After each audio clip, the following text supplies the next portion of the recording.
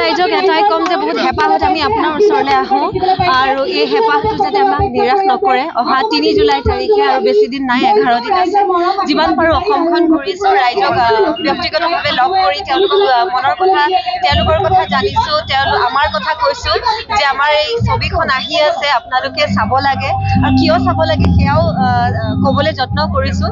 আৰু সম্পূৰ্ণৰূপে এখন বাণিজ্যিক চিনেমা, আমাৰ সমাজধৰ্মী চিনেমা, গোটেই পৰিয়াল ককা দেউতাৰ পৰা নাতিলৈকে একেলগে বহি একেলগে চাব পৰা চিনেমা, য'ত আমাৰ মাটিৰ কথা আছে, আমাৰ দেশৰ কথা আছে, আমাৰ ঘৰৰ কথা আছে আৰু চাই ভাল পাবলগীয়া চিনেমা এইকাৰণেই বুলিয়ে ক'ব পাৰিম, কাৰণ অসমীয়া মানুহে যেনেকুৱা ধৰণৰ চাই ভাল পায় তাক উন্নত মানত চেষ্টা কৰা হৈছে তৈয়াৰ কৰিবলৈ।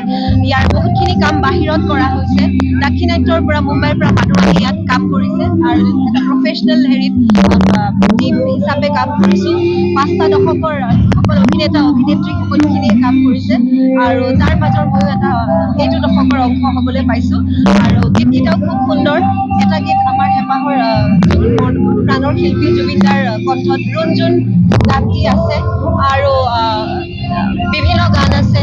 অৰূপৰ কণ্ঠত জুবিন দাই অভিনয় কৰা এটা পৰিয়ালধৰ্মী এটা গান আছে, এটা ৰোমেণ্টিক ছং আছে প্ৰবীণ বৰাৰ নাহিদৰ কণ্ঠত আৰু কলি কৃষ্ণ গীতটি আমাৰ শ্ৰদ্ধাৰ দীপেন বৰুৱা ছাৰে গাইছে আৰু প্ৰায় সকলোখিনিয়ে আছে ছবিখনত। সকলো ফালৰ পৰা অলপ বেলেগ বেলেগ ধৰণৰ বিভিন্ন বস্তু, বিভিন্ন দিশ ইয়াত দিয়া হৈছে। গতিকে ৰাইজে নিশ্চয় চাই ভাল পাব, কাৰণ এইখন এখন নিশ্চয়কৈ পেচা বচুল চিনেমা বুলিয়ে ক'ব লাগিব। কাৰো সময় আৰু পইচা যাতে অপব্যয় নহয় সেইটো মন কৰা হৈছে আৰু ৰাইজে নিশ্চয় ভাল পাব বুলি আশা কৰিছোঁ। কিন্তু তাৰ বাবে ৰাইজৰ আশীৰ্বাদকণ লাগিব, যাতে ছবিগৃহলৈ আহি আমাৰ নিজৰ অসমীয়া চিনেমা বুলি চাই আৰু আমাক আশীৰ্বাদ কৰে।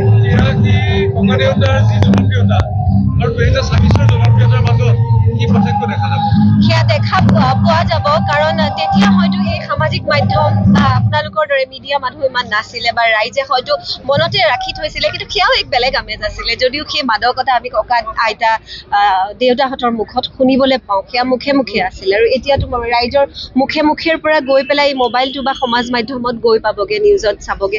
আমি গম পাবলৈ আমি গম পাম, ৰাইজৰ মুখৰ পৰা আমি শুনিবলৈ পাম যে আচলতে সঁচা ফিডবেকটো কি, আচলতে ৰাইজে সঁচাকৈ ভাল পাইছে নে বেয়া পাইছে। আৰু সেই পটভূমিখন আৰু এই পটভূমিখনৰ মাজত অলপ পাৰ্থক্য আছে, কাৰণ আমাৰ সময়বোৰ সলনি হৈছে আৰু সেইমতে এইখন বনোৱা হৈছে।